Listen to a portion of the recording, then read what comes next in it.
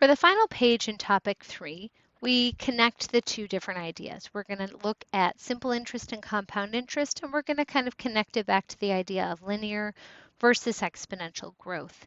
We'll also tie it back to some of the topic 2 work where we were trying to write a single expression to represent a pattern. So for this example, let's consider a $1,000 starting balance with 5% interest. And we're going to look at simple interest versus compound interest.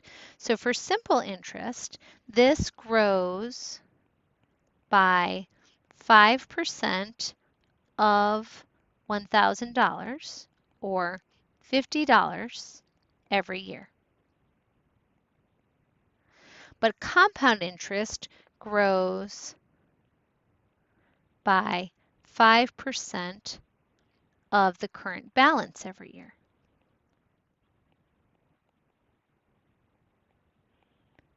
And one of the things that we learned in this lesson is that I want to grow something by 5%.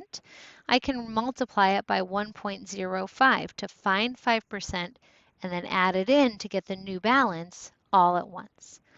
So let's compare each of these processes. They both start with $1,000 in the bank.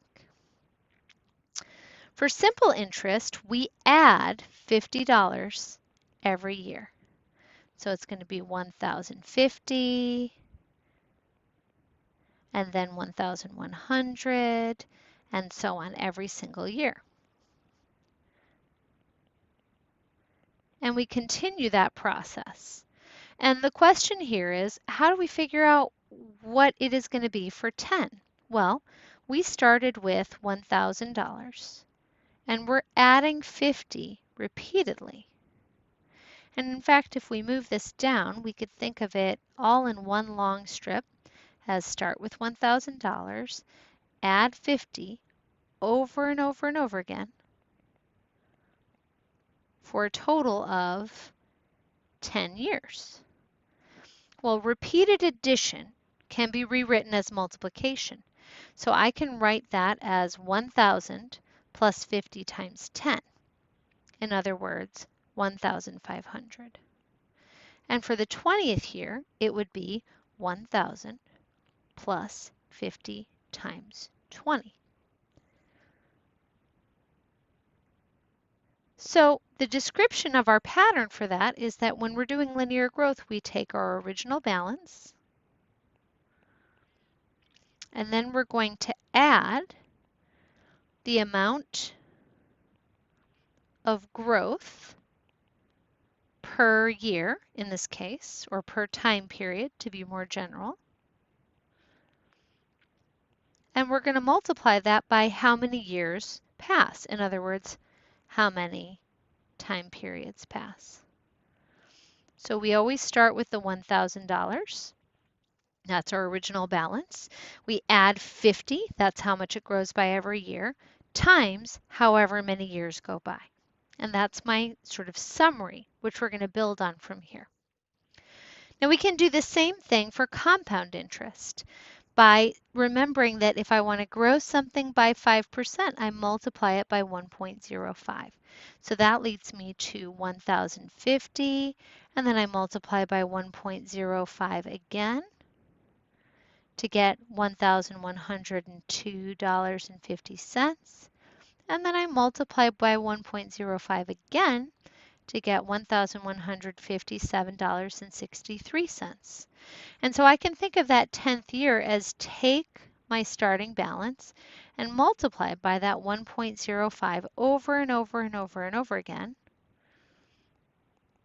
exactly 10 times, because it's been 10 years. And that's going to give me the expression 1,000 times 1.05 to the 10th power, which is equal to $1,628.89 once we do rounding.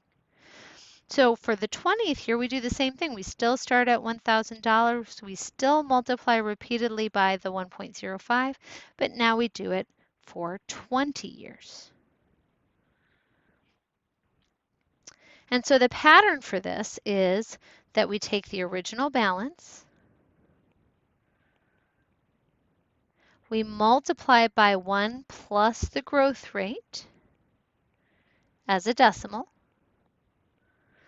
and then we take it to the power, which represents the number of years or time periods that matches that growth rate.